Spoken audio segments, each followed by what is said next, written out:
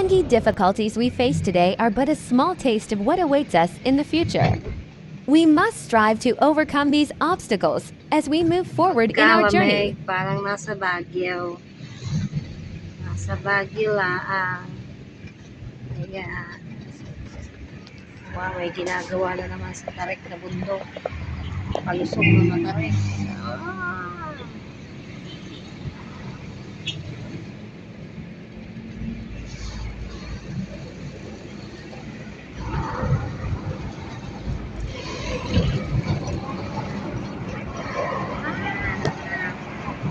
Kita mo ang taan. Sa bundok ka ng Tagaytay.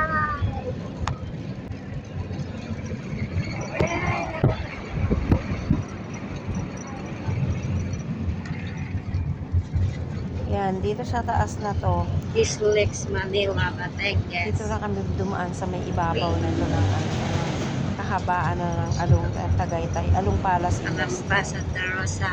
Yan, nag-video na ako dahil nag-video.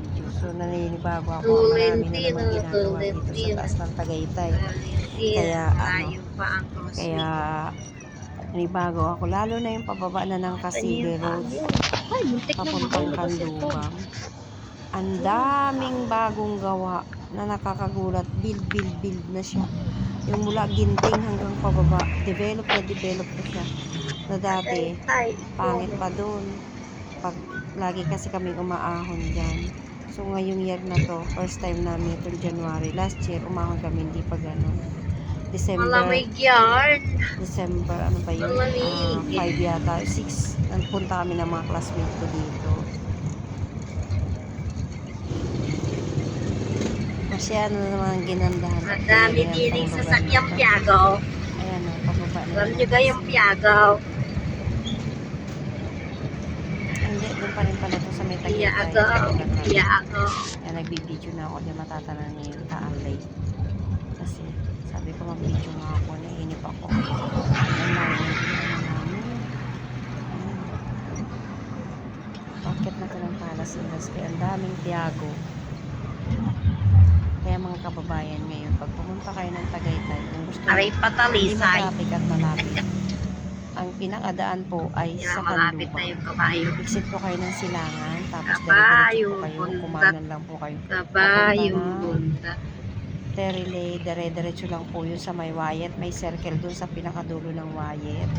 Dun sa may McDonald, iikot lang po kayo, tapos dire-diretso ulit. After ng twin house ng mga Marcos, doon kayo pwedeng dumaan. Diretso na po yun ng Tagaytay. Ang lusot nyo, ang bulwag nyo na po ay doon sa mismong Palace in the Sky.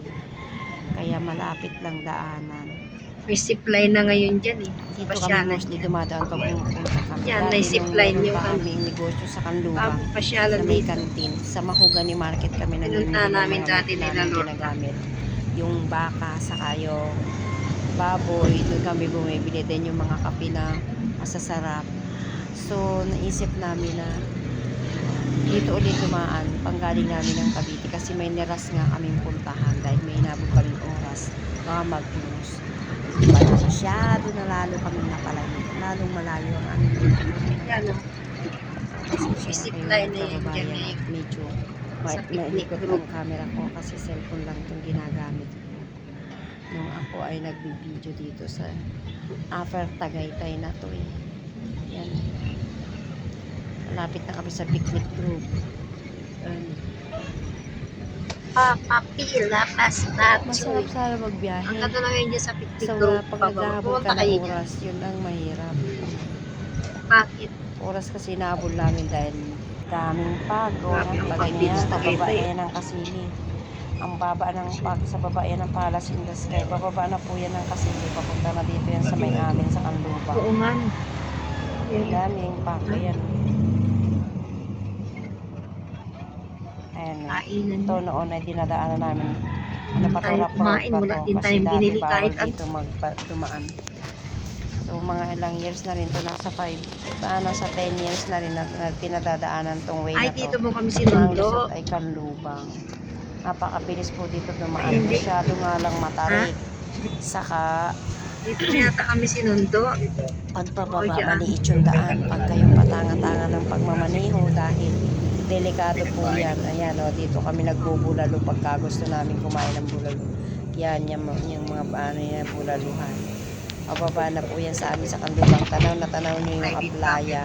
Pag nandyan kayo sa part na yan, pati Ayan, yung o, dyan. kalawakan ng buong Laguna. All is So, well. matatanaw nyo rin ang mga Dito kasi kami kaliraya, bumili ng mga senyorita. Ayan yung may kalamansi makiling. sa Pag likod. nandito kayo sa part na to ng Tagaytay, nagtatanawan yung mga bundok dito.